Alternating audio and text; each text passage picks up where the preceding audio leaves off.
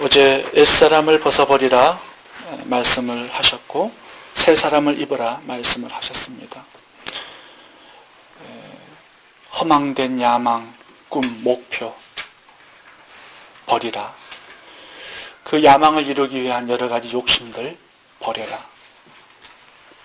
옛날에 제약에 살던 그런 습관들, 구습을 버리라. 오늘도 여기 보시면 세 가지 버릴 것이 있고 입을 것이 있습니다. 버릴 것은 뭐냐면 25절에 거짓말, 26절에 분노, 28절에 도둑질, 요 세 가지를 벗어버려야 된다. 그리고 입을 것 세 가지도 실천 방안으로 말씀하셨습니다. 거짓말을 버리고 참말, 29절 덕을 세우는 말, 선한 말, 은혜를 끼치는 말, 26절에 분을 내지 말라고 말씀하시면서 실천 방안으로 32절 용서하라,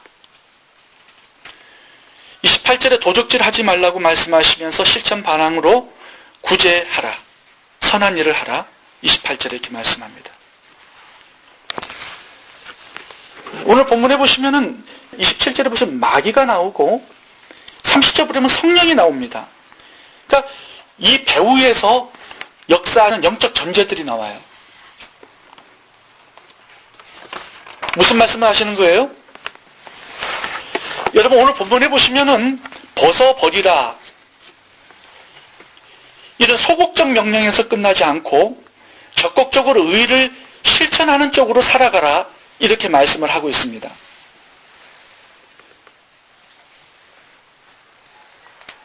여러분 우리가 죄를 버리는 것은 좋은데 우리가 강한 죄의 경향과 욕심을 가지고 있어요. 그래서 그쪽으로 기우는 것은 시간 문제입니다.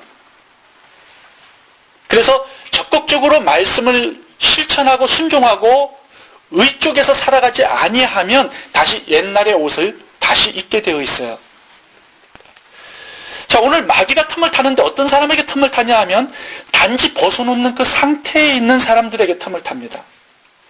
적극적으로 하나님의 말씀을 실천하는 쪽으로 살아가지 못하는 자들은 마귀가 틈을 타게 되어 있어요. 그러면 성령께서 30절에 어떤 사람에게 성령께서는 틈을 타시고 역사하시는가?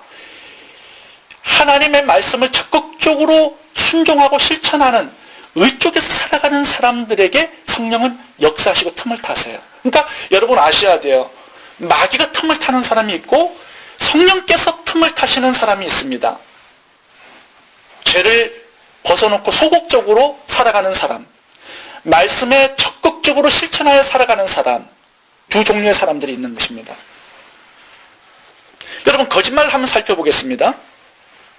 우리가 거짓말을 중단했다고 해서 그것이 거짓말에서 벗어나서 거룩한 사람이 됐다는 것을 의미하는 게 아니에요. 왜냐하면 언제든지 거짓말이 또 튀어나오거든. 그러니까 오늘 본문에서는 참된 것을 말하는 쪽에 덕을 세우고 선한 말을 하고 은혜를 끼치는 말을 하면서 살아가야 된다는 거예요. 분노도 한번 살펴보겠습니다. 26절. 분을 내지 않는 것으로 끝내. 그것이 내가 거룩한 사람이 되었다는 것을 증명하는 게 아니에요. 언제든지 또 분노가 튀어나옵니다. 그래서 26절에서는 적극적으로 용서하면서 서로 불쌍히 여기고 인자하게 여기면서 살아가라고 말씀을 하고 있는 거죠. 도적질은 어떻습니까? 도적질. 여러분 한순간 도덕질을 중단했다고 해가지고 우리가 도덕이 아니라는 것을 증명하는 게 아니에요. 언제든지 도덕질을 다시 재개할 수 있기 때문에 그런 것입니다. 그러니까 이웃의 것을 빼앗는 그런 삶에서 이제 적극적으로 이웃을 돕고 구제하는 그런 의를 실천하는 삶을 살아가야만 된다고 말씀을 하고 있는 거죠. 여러분 대도 조세형을 잘 알 겁니다. 대도 조세형이 예수를 믿었어요. 그리고 도덕질을 끝냈어요. 교회에서 많은 간증을 하고 다녔습니다. 그리고 강남 신학교를 들어가서 석사학위를 공부를 했어요. 근데 조세영이가 잊고 살은 것이 하나 있어요. 마귀가 틈 탄다는 것을 모르고 살았습니다. 그러니까 도덕질 끝내면 단 줄 알았어요. 구제를 하면서 이웃을 돕는 쪽으로 나아가지를 않았어요. 그때 어떻게 됩니까? 마귀가 틈을 타고 다시 옛사람의 옷을 입혀버리고 못 나오게 만드는 것입니다. 감옥에 있어요. 환갑이 넘었는데. 여러분, 마귀가 틈타는 사람이 있어요. 단지 죄를 벗어버린 그 상태에 있는 사람. 성장하고 성숙해야 되는데 적극적으로 하나님의 말씀을 순종하면서 사는 그 자리로 나아가지 못할 때 마귀는 틈타고 역사하게 되는 겁니다. 성령이 역사하셔야 우리가 거룩한 사람이 될 수가 있어요. 어떤 사람이에요? 적극적으로 의를 실천하는 그 사람이 성령께서 틈을 타고 지배하시고 이끌어가서 결국 거룩한 삶을 사는 사람이 되는 것입니다. 여러분, 거룩한 삶을 사는 첫 번째 비결, 오늘 본문에서 말씀합니다. 적극적으로 의를 실천하라. 우리가 죄악에 20년, 30년, 40년을 살아왔기 때문에 우리가 의를 실천하는 것도 반복적으로 그 정도 살아야 되는 거예요. 그래야 우리가 의로운 거룩한 삶에 도달할 수가 있는 것입니다. 그러니까 참된 말, 선한 말, 덕을 끼치는 말을 반복적으로 지속적으로 하면서 살아야 되고, 적극적으로 용서하는 삶을 실패할 수 있지만 적극적으로 반복해서 또 살아야 돼요. 구제하면서 적극적으로 살아야 됩니다. 그럴 때 우리가 거룩한 삶을 살 수가 있습니다. 두 번째, 우리가 거룩한 삶을 살기 위해서는 성령의 인도에 민감해야 합니다. 30절을 보겠습니다. 하나님의 성령을 근심하게 하지 말라. 그 안에서 너희가 구속의 날까지 인치심을 받았느니라. 예수님을 믿게 되면 성령 하나님이 우리 속에 내주하세요. 로마서 8장 9절에 보시면 누구든지 그리스도의 영이 없으면 그리스도의 사람이 아니라 말씀합니다. 그러면 성령께서 왜 들어오신 걸까요? 우리의 마음속에? 내 힘으로 죄를 벗어날 수 없기 때문에, 내 힘으로 의를 실천할 수 없기 때문에 헬퍼로 돕기 위해서 들어오신 거예요. 그렇다면 우리가 성령의 인도함을 받고 그분의 지배함을 받는 삶이 되어야만 합니다. 우리 속에서 성령께서 어떤 일을 하실까요? 두 가지 일을 하시는데, 첫 번째 30절 보시면 근심하신다고 말씀합니다. 여러분, 우리가 거짓말을 하면, 도둑질을 하면, 막 분을 내면 성령께서 마음에 근심을 시작하세요. 막 남을 비방하기 시작하면 근심하기 시작하세요. 우리의 마음이 막 불안해요. 평화를 잃어버리게 되고, 어떤 사람은 가슴에 통증이 있다는 그런 분도 있습니다. 그러면 여러분, 그 일을 즉각적으로 중단하셔야 돼요. 그래야 마귀가 틈타지 않게 되고, 성령의 순종함으로 성령께서 나를 지배하시고 나를 이끌기 시작하는 겁니다. 여러분, 계속 남을 비방하고 있다면 어떻게 되죠? 마귀가 틈을 타게 되는 거예요. 성령께서 지배하지를 못해요. 내면에서 어떤 일을 하기 전에 근심이 생기면, 마음이 아프면, 슬프면 즉각적으로 그걸 중단해야 됩니다. 또 하나 성령께서 하시는 일이 있어요. 그것은 적극적으로 의를 실천할 수 있도록 감동을 주세요. 막 남을 칭찬하고 격려하고 위로하고 싶은 마음에 감동을 주세요. 그러면 그거 순종해야 돼요. 제가 지난번에 신학교 올라갔는데 신학생 한 사람을 만났어요. 전도사님인데 등록금이 어렵다는 거예요. 성령께서 마음에 감동함을 주는데 1,000불을 주라는 거예요. 그 사람에게 1,000불을 줬어요. 어떻게 될까요? 마음에 큰 기쁨이 생겨요. 성령께서 내 마음을 지배하세요. 이끌어가세요. 내가 거룩한 사람이 되는 거예요. 그런 감동에 순종해 살아갈 때. 어젯밤에는 잠을 자려고 하는데요, 성령께서 감동을 주시는 거예요. 누구를 위해서 기도하라는 감동을 주세요. 벌떡 일어나가지고 그때 한 1시 반 정도 된 것 같아요. 기도하기 시작했어요. 그 기도하기 시작하는데요, 그 사람의 기도 제목을 주세요. 그래서 계속 기도했어요. 어떻게 됩니까? 성령께서 나를 이끌어 가세요. 나를 지배해 가세요. 마음에 큰 기쁨이 생겨요. 그 사람의 문제가 해결됐는지 모르겠지만 그렇게 하나님께서 감동을 주시는 거예요. 그러면 거기에 순종하는 삶을 살아갈 때 성령께서 나를 충만하게 하세요. 데살로니가전서 5장 19절에 보시면 성령을 소변치 말라고 말씀한 구절이 있습니다. 그게 무슨 말일까요? 성령의 근심과 감동을 무시하지 말라는 거예요.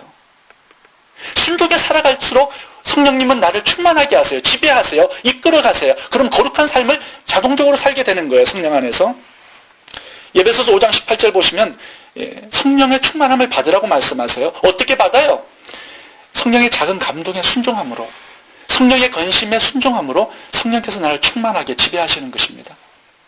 그럴수록 나는 더욱더 거룩한 사람이 되어 살게끔 되어 있는 것입니다. 성령의 민감한 삶을 살아야 합니다. 세 번째, 교회를 세워야 합니다. 거룩한 삶을 살기 위해서는 교회를 세워야 합니다. 25절을 함께 보겠습니다. 그런즉 거짓을 버리고 각각 그 이웃으로 더불어 참된 것을 말하라. 이는 우리가 서로 지체가 됨이니라. 여기 보시면은 왜 거짓말을 하지 말아야 되는지 그 이유가 나와 있습니다. 왜 참된 말을 해야 되는지, 왜 덕을 끼치는 말, 선한 말, 은혜를 끼치는 말을 하고 살아야 되는지. 25절, because 이는 우리가 서로 지체이기 때문에. 여러분, 지체란 말은 뭐래요? 서로 붙어있단 말이에요. 그 사람을 깨면 어떻게 되죠? 결국 내가 깨지는 거예요. 그 사람을 죽이면 어떻게 되죠? 한 몸이기 때문에 내가 죽게 되어 있어요. 마귀가 틈타는 사람은 어떤 사람일까요? 나만 잘 살려고 하는 사람. 개인주의, 그 사람을 성령께서는 가장 싫어하시고 마귀가 가장 좋아해요. 막 분을 내, 다른 사람을 무시하는 거예요.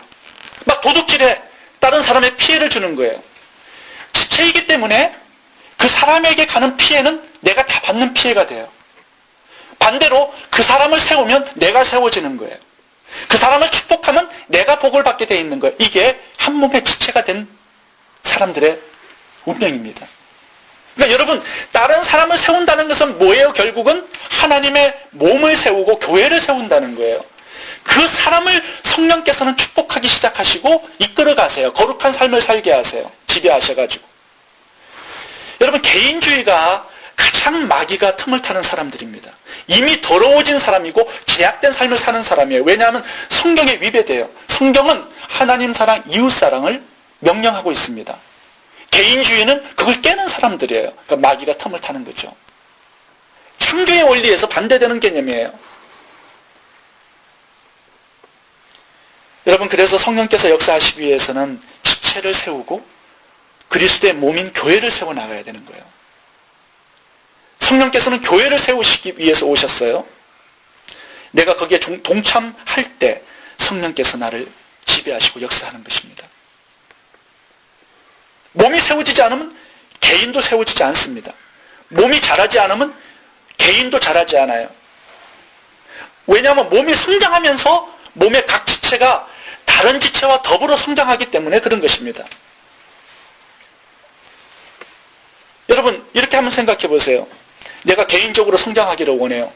어떤 사람 보면은 혼자서 잘하려고 하는 사람이 있어요. 개인적으로 노력하는 사람이 있어요. 한번 생각해 보세요. 우리가 다 몸에 붙은 지체예요. 머리가 잘 자라가지고 12년을 자랐어요. 눈은 1년밖에 자라지 않았어요. 귀는 5년을 자랐어요. 간은 50년을 자랐어요. 각각 서로 자라게 되면 어떻게 되죠? 몸의 균형을 이루지 않고 괴물이 되는 거예요. 괴물.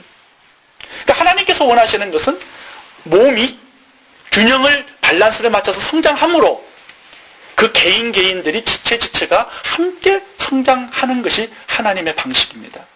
그래서 우리가 서로 지체된 우리의 이웃을 돌보지 않으면, 그것이 파괴되면 내가 그 파괴된 것을 고스란히 받게 돼 있는 거예요. 그러니까 성령께서는 서로의 지체를 돌아보기를 원하시고 그러함으로 그리스도의 몸을 세워가기를 원하세요. 그런 사람을 성령께서 지배하시고 이끌어 가시고 축복을 주십니다. 교회는 개인주의를 버려야 됩니다. 다른 지체를 돌아보고 연합하고 하나 되어서 그리스도의 몸을 세워나가야 합니다. 그렇지 않으면 마귀가 틈타고 그런 사람에게 성령께서 틈타시고 역사하시는 겁니다.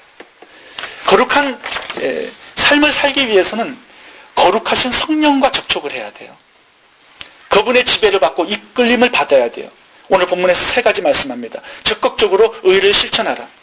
성령의 인도에 민감하라. 지체를 세우고 교회를 세우라. 기도하겠습니다.